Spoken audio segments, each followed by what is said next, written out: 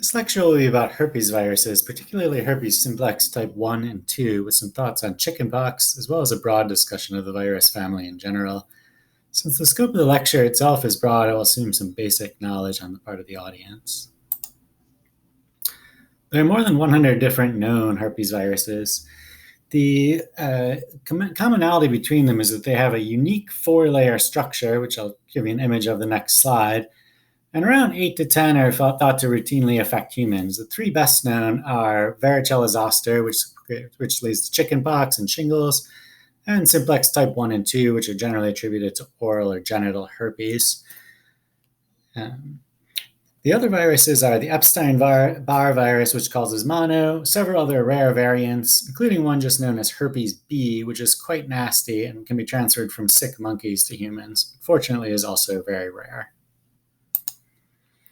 The virus is a DNA virus rather than RNA, so you have DNA proteins at the center of the underneath the four-layer structure. And the exact chemical composition of the structure is somewhat beyond the scope of my expertise, but the outside you have a lipid envelope and the envelope proteins. Then you have something called tegument, and then the nucleocapsid around the DNA itself. The characteristic symptoms of type 1 and 2 are blister-like lesions, and the virus is present in the lesions. But the nature of the virus makes it also the case that the virus resides in the infected person's nerve cells for life.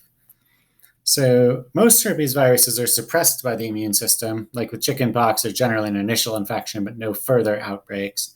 But simplex type 1 and 2 are more recurrent in a percentage of people who are infected.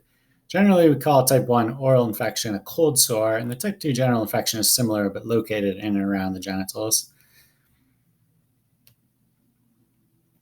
So the name herpes comes from the Greek word which means to creep, but that was due to the lesions, and now we've discovered many other viruses in this category. The definition is done by the structure of the virus itself. So indeed, the Greeks were familiar with the viruses, and Hippocrates mentions it and in his writings, and even Shakespeare actually surmised that it may have been transmitted from human to human, and maybe it was even sexually transmitted.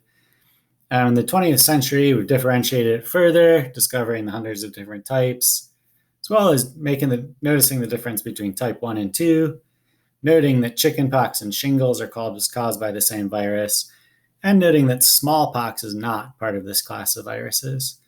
So in terms of type 1 and 2, the notion is that we've got, in the United States, about 50% of people have a type 1 infection, and about 11% have a type 2 infection. So the most serious medical conditions are with immunosuppressed patients and with a very unlikely transmission of a pregnant woman who has herpes to her fetus, but both of those are causes for concern. In terms of treatments, there is an over-the-counter treatment usually used for oral herpes. It's called Abreva, and there's several other brands of that like that. And then the first prescription treatment was called acyclovir. The brand name was Zovirax, and it's an antiviral. And in fact, the inventors of that received a Nobel Prize.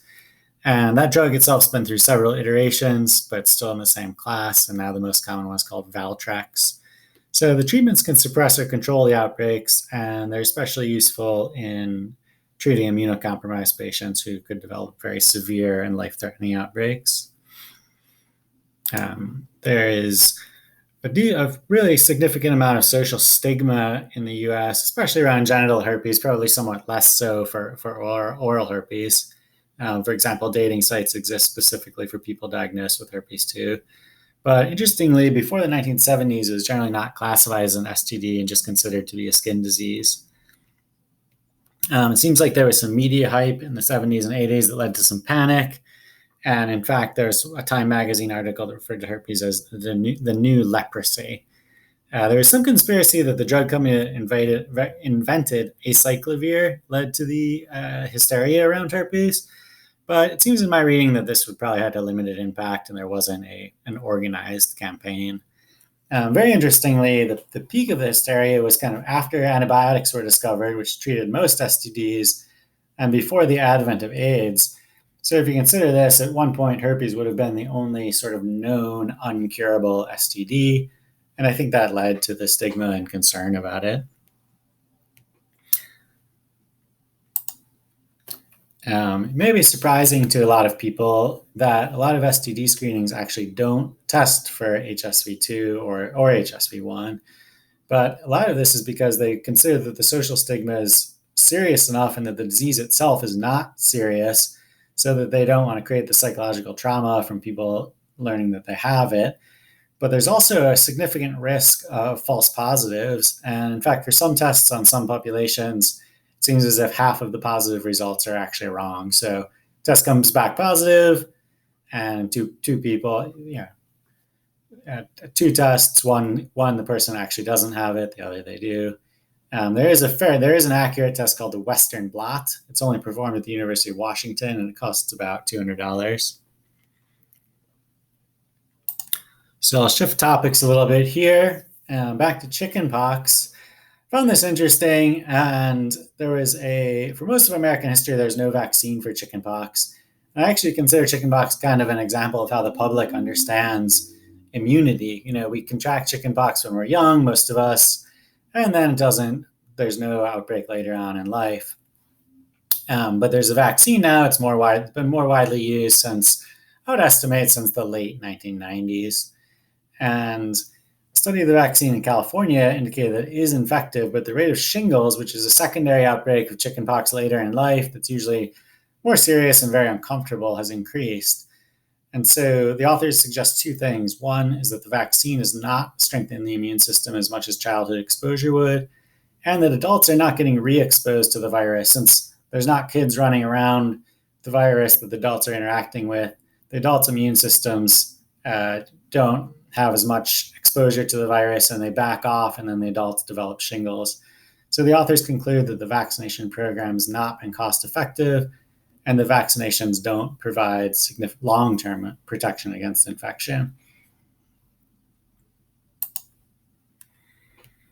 So I have some opinions, and these are simply my own that I'm willing to modify or discard, but these are regarding some insights that herpes might give us on the current COVID-19 virus. But please I want to acknowledge first that, herpes really is not a serious or life-threatening condition, whereas COVID-19 obviously is. So my first observation is that herpes is a DNA virus, and DNA viruses, especially herpes and some other ones, and a few of what we would call RNA viruses, really infect you for life. A lot of RNA viruses, such as those that cause the cold or the flu or the coronavirus, they infect you, but they don't reside in your body and they don't manipulate your genetic code in any way, so that once your body fights them off, they're effectively gone. And my comparison to this is, if you had contracted herpes 7 years ago, you still have it. But if you had the flu 7 years ago, you don't have that version of the flu. And in terms of the current sensation with COVID-19, I think that one of the issues is that probably a lot of the general public doesn't really understand this, that they think they're contracting a lifelong disease, but they're not. Again, that's not to discount the seriousness of it.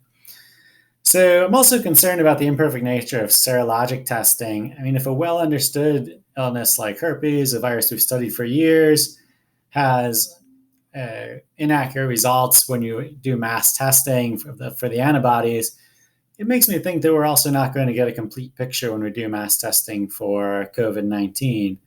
And also, just for statistical reasons, when testing is administered a lot of times, false positives or false negatives can create problems at the statistical level. So lastly, the chickenpox vaccine study makes me wonder if our current viral scare might create more problems as we move to a more sterile environment.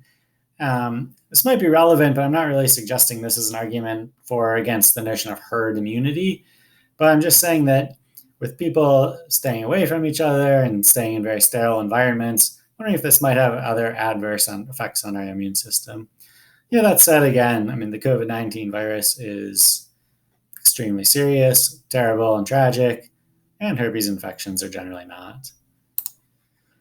So here's my first set of sources. These are a handful of websites and articles from different universities. I particularly draw your attention to E, which has the information on false positive serologic tests for herpes, again, which are particular to that, but I think we could apply that to other serologic testing. And then here's my 3 peer-reviewed articles. The last one is from the journal called Vaccine, and this was about the study in California and the chickenpox virus. So thank you very much for your time. I appreciate it, and hope you learned something.